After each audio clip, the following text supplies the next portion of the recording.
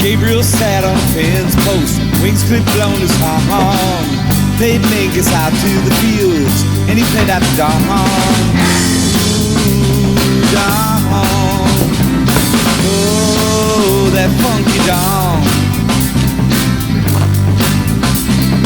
Paul and Babe stuffed themselves in to a convenience store. Drank till I was gone, and they drank a little more. Cops took one look at them and they left the scene. They went on eating junk food through the night, though they ate it obscene. Just a little obscene. Good night to the last day on earth. Godspeed, shalom, farewell. River dirty child, kiss the sacred cow. Probably been waiting too long.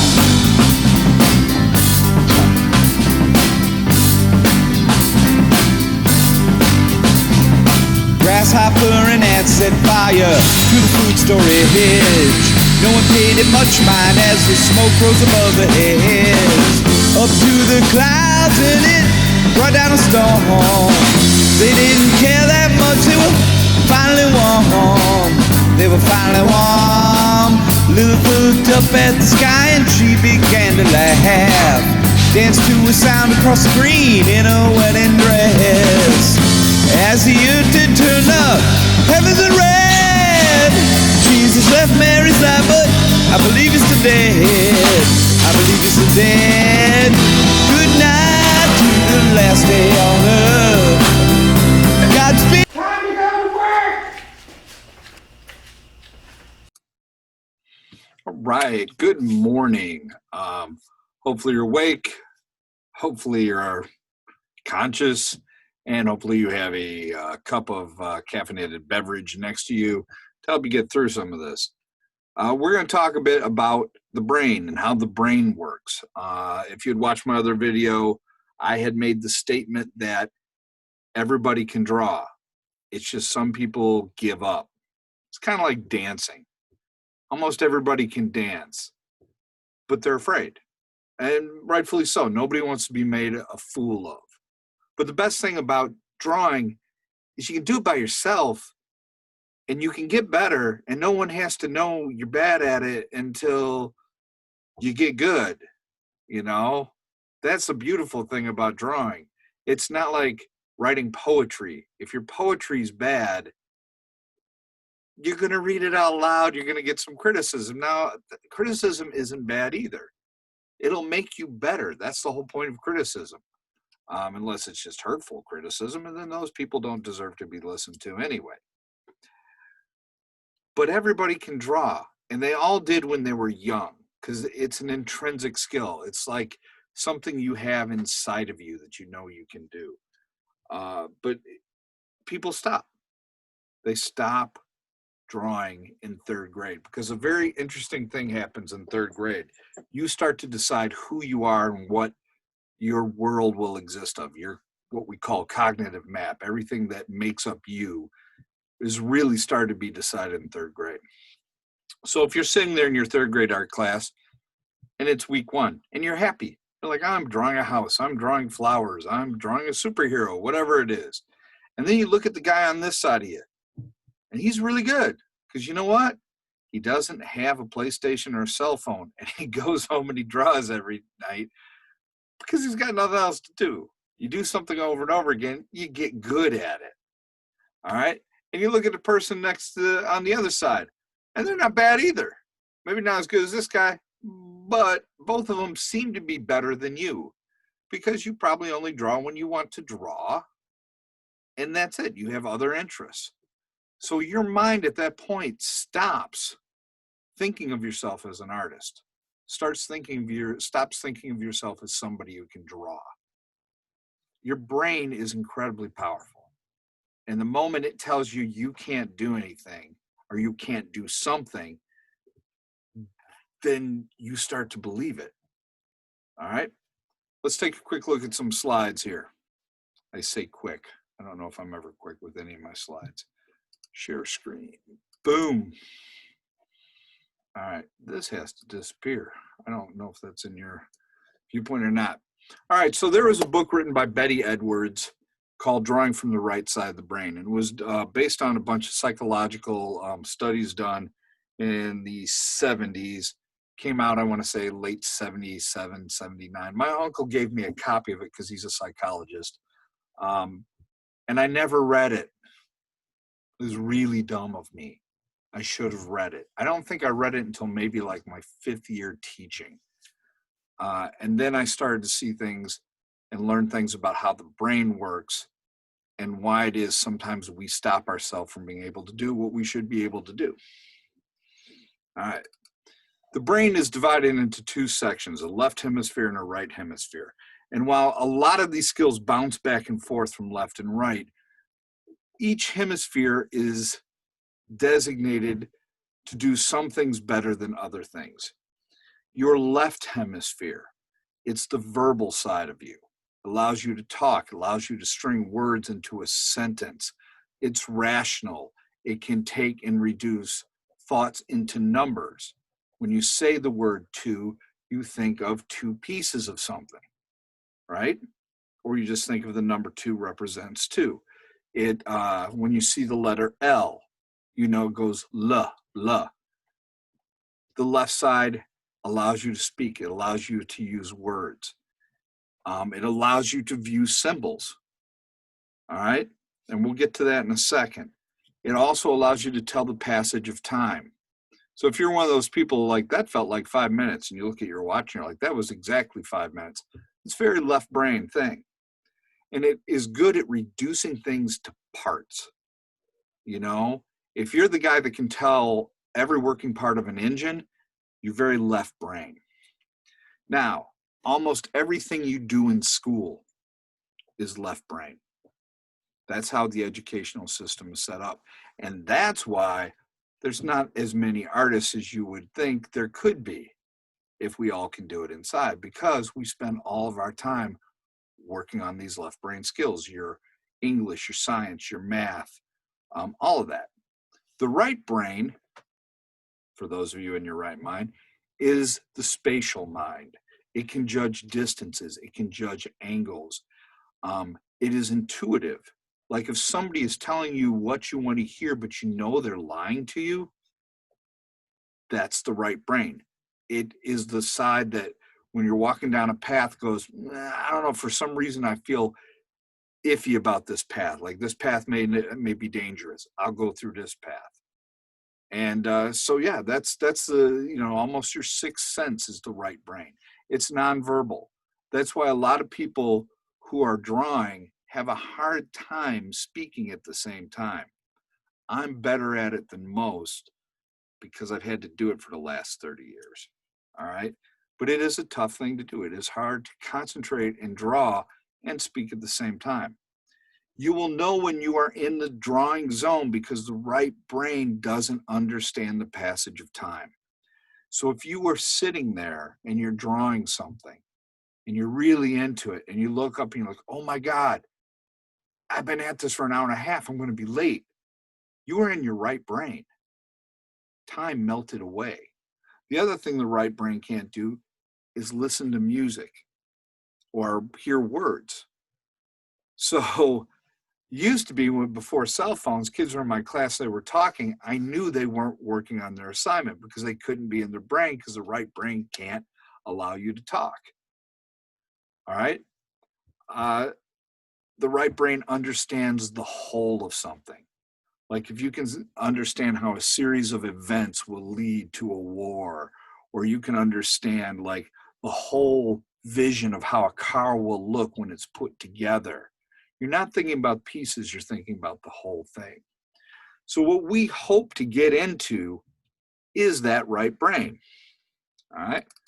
Because our left brain, it's math, it's balancing your checkbook, it's language, it's speaking, it's writing, it's listening, it's science, it's analysis, it's cataloging. There's every other class you have except for gym, all right? The right brain, physical movement. If you're a ninja, boxer, right brain. Spatial, judging angles, height, length. If you're one of those people that can look at a piece of wood and go, that's 18 inches. Oh, that's 18 inches. He's right. How do you do that? That's right brain. No concept of time. Time melts away. Intuitive. Feels like they're lying to me. Let me take this path. I'm getting a weird vibe about the one I'm on. Sees an object or a situation as a whole. All right, can understand how those little parts make up the outcome of something else. It is targeting.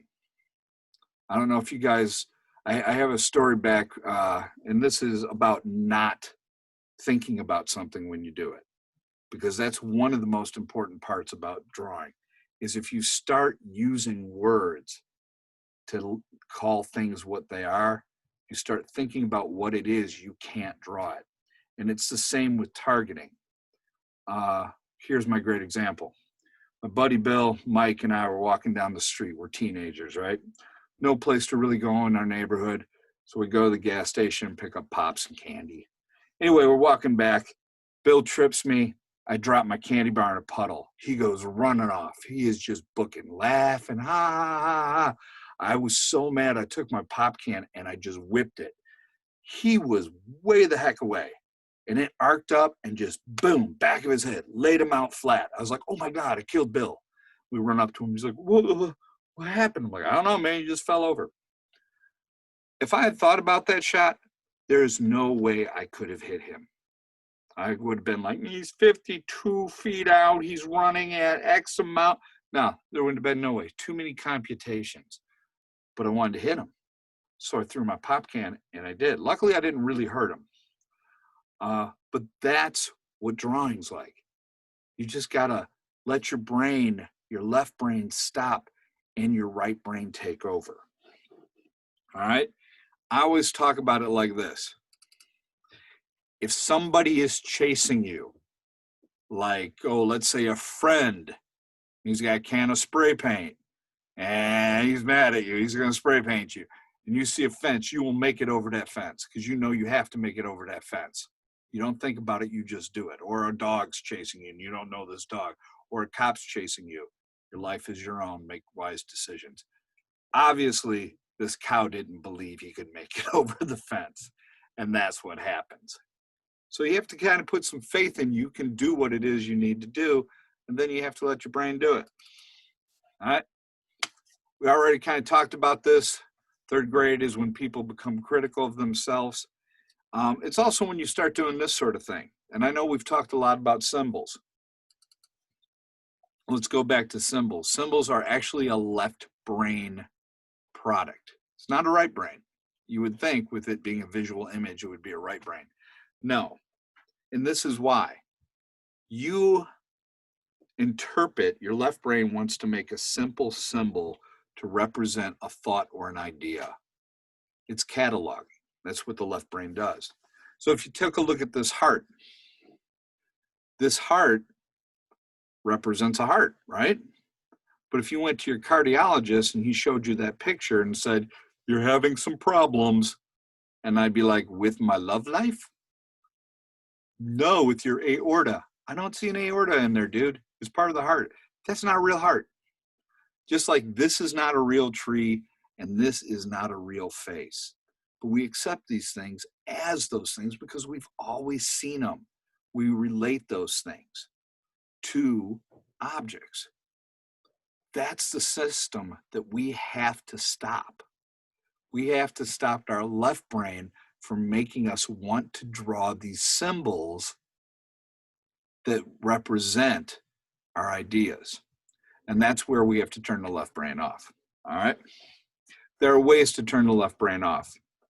And I mean safe ways, not just chemical ways. Stop that. All right. So I don't know why it says turn off the right brain. Here, let's call it turn on the right brain. Turn off the left. Okay. Perception of edges. If an object is too complex for you, like when you go into college art classes, this is a typical art assignment they'll give you. They take a big chunk of paper and they crumple it up and they throw that crumpled paper on your table. And you're like, really? Yeah. Because all you're seeing at that point are angles and directions and light areas and dark areas. Because it's so complex and it's a whole, the left brain doesn't want to deal with it. Left brain only wants to deal with little parts of things. All right. So that will get you into your right brain and bore your left brain. And that's really what we want to do. And once you start feeling that, what it's like to be in your right brain, you will become far more successful than you have since you were probably in third grade. All right. If you name something, here's your quote: I do not deal with nothing. It is not useful. Spaces can't be named. A lot of artists, when they try to draw something, if they call it what it is, a tree, that vision of a symbol of a tree shows up, or a heart. If they look at the space around the branches and they try to draw that blank air, a lot of times they're more successful because they're not recognizing it as a tree. They're recognizing it as drawing nothing. All right.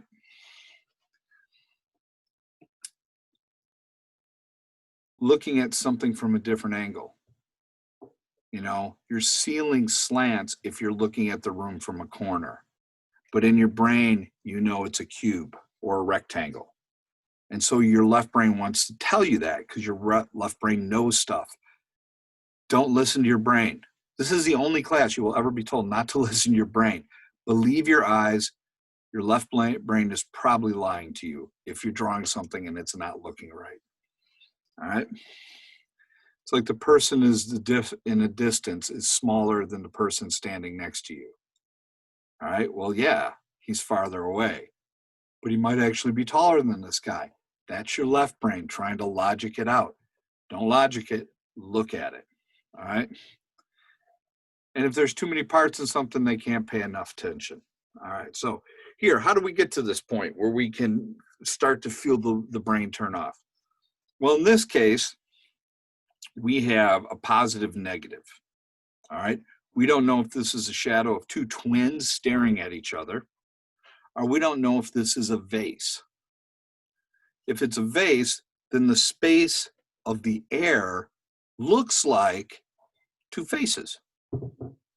If it's two faces with the light behind it, then the space in the air looks like a vase. This becomes the part that isn't here. And if you were an artist, you would draw the shape because it's not nameable. Can this happen in the real world? Sure. There's a real vase that is doing the exact same thing. All right. This is known as a double image, two things that make up one. The artist Salvador Dali believed this was how the dream world intersected with the waking world. And we will get into Salvador Dali a lot at some point because he is absolutely fascinating. Some of what he did was garbage. I mean, not his art. His art's always great, but he would just come up with weird ideas and throw them at you.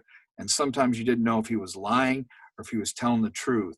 But when he told the truth, a lot of times it sounded like a lie until you went and you did it and you went, oh my God, you're right. That is exactly how this works. It's like the targeting thing. You know, when I read the book, How to Draw from the Right Side of the Brain, I thought, oh, this is a bunch of hippie nonsense. And it talked about not thinking about throwing the ball, just thinking about your goal. Your goal is to get it into the hole, right? So I'm at Chuck E. Cheese and I'm playing a skeet ball game. And I throw the ball and I miss, and I throw the ball and I miss. And I think about this book, Drawing from the Right Side of the Brain. And I go, okay, don't think about it. Clear your mind. Just know that the ball has to go in the hole. So I didn't think about how I was going to move my arm or turn my arm or what angle my hand was going to let the ball go. And then I just went, I need to get the ball in the hole. And the ball went in the hole, the 100 hole up there in the left corner. And I was like, oh my God. Let's try it again. Boom, second one. I'm amazed. Now I'm excited. Calm myself again. Boom, third. 3 100 pointers in a row. At this point, my sister-in-law is watching me going, how are you doing that? And I start to explain to her about this book, and she gives me that look that you're probably giving me right now, that I'm crazy. And that has nothing to do with it. I can be crazy and right at the same time. So I take and I throw another ball and I miss. And I count my mind. I mean, I got 500 points on 6 throws. Best I've ever done. So that's when I started taking this book seriously. All right. So we're going to do some experiments here to get us into that left brain, a right brain, because we want to get us out of the left one. We want to go this route. Okay. So here's our first experiment. You're going to take a piece of paper. You are going to draw 2 lines, top and a bottom line, 2 vertical lines. They're not anything. They're just 2 horizontal lines, one up high, one up low. Connected to that horizontal line, you're going to come down a little bit. You're going to draw a forehead. You will draw the socket where the eye would usually divot into, the nose, the upper lip, the lower lip, the chin, and then part of the neck. Then what you're going to do is try to draw the opposite of it. So you are basically going to draw that vase out of this first line. And we're going to do a couple of these. We're going to do a couple that, couple of faces. You can get crazy with the face if you want to give one of them a horn or a wart on the nose or a mouth open with scary teeth. You can do that. But as you start to draw the left side, your brain is going to struggle against you. And that struggling you feel is the left brain trying to take over the task that the right brain should have. That's where we want to be. We want to know what that feels like so we can get to that point. All right. So I'm going to have you do 3 vases today. As you draw the right side, you can call it what it is. Let that symbol for a forehead flow. Let the nose flow. You know, if it looks like a cartoon face, I don't care. It's just the outline. But then as you start to draw the other half, I want you to really think about how that feels as you go through this and you start to draw that out. Okay? Now, there are a couple other tricks that we're going to do as the days come on. There's upside down drawing. As you can see here, most people are far more successful on upside down than they are the right side up. But for just today, you know, and because we're doing synchronous and asynchronous, I'm going to not see you for one day. Between now and the next time we meet, I want you to come up with 3 of these drawings. They don't have to be big. Make them the size of a playing card if you want. It's easier if they're about the size of a sheet of paper. It'll be easier for you. So that's what I want you to do for the next time we meet. I am probably going to go over this live in class anyway and talk about it. So this is really for people who need to go back over it a second time to see what the heck I was talking about, or for people who missed the class that day. All right. So I hope everybody's good. I hope you're happily caffeinated, and I will talk to you guys or see you guys tomorrow. Have a good day.